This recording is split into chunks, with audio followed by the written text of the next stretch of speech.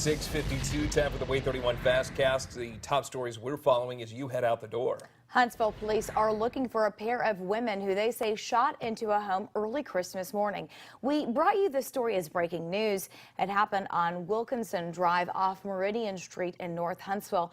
Police on the scene told Way 31 the shooters know the people who live in the home. Police still actively looking for the suspect in a shooting along Viscount Drive in Huntsville.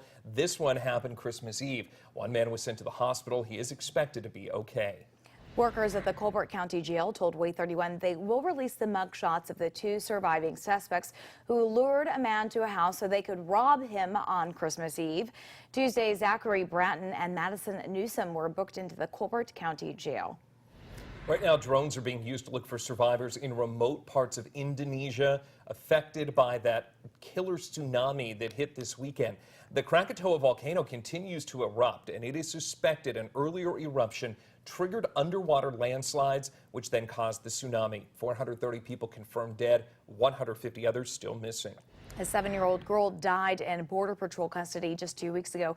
Her funeral was Tuesday, Christmas Day, in her native Guatemala. Jacqueline McQuinn died less than 48 hours after she arrived at the U.S. border with her father. The University of Alabama head football coach Nick Saban announced the suspension of 3 players ahead of the Orange Bowl. Alabama standing left guard Deontay Brown, tight end Kedrick James, and defensive tackle Elia Baker all suspended because of a, quote, violation of team rules and policies. Saturday, Alabama will take on Oklahoma at 8 in the Orange Bowl. Way 31's Lyndon Blake and the rest of the sports team will be in Miami to cover the game. Of course, the winners of the Cotton Bowl and Orange Bowl will play each other in the national championship. Well, as Christmas has come and gone, plenty of folks are now going to be looking at making returns and looking for some post-Christmas deals heading out to the stores today. Now, if you're in that latter group, you're in good company. About 50% of consumers say they'll be at brick-and-mortar stores looking for sales, according to the National Retail Federation. Now, as for returns, the Federation says 17% of people will be heading to stores to make returns or exchange their gifts. But be aware that for electronic items or items that have been opened, you may have to pay a restocking fee of up to 15%. Bill.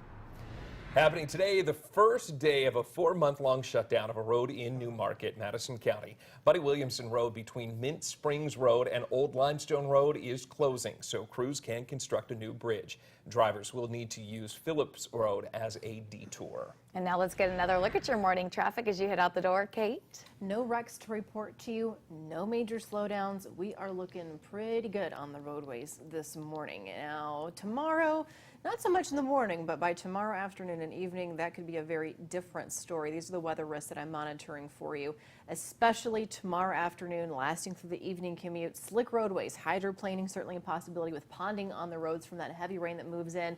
Standing water, then a result of already saturated ground, especially for low-lying areas. And I wouldn't be surprised to see some stream rises and then subsequent flood warnings issued, because we're going to end up with 2 to 3 inches of rain out of this event that comes through, again starting right around 2 o'clock through the shoals tomorrow, and then finally making its way to Sand Mountain between 6 and 8 o'clock. So the 7-day forecast, a 100% chance of rain tomorrow. If you've got some errands to run, maybe some holiday returns or visiting family, 59 degrees is the high today, dry and mostly cloudy otherwise. Now, it is pretty mild in the coming days, but the trade-off there is the rain chance. Also, the wind. We haven't talked a lot about that.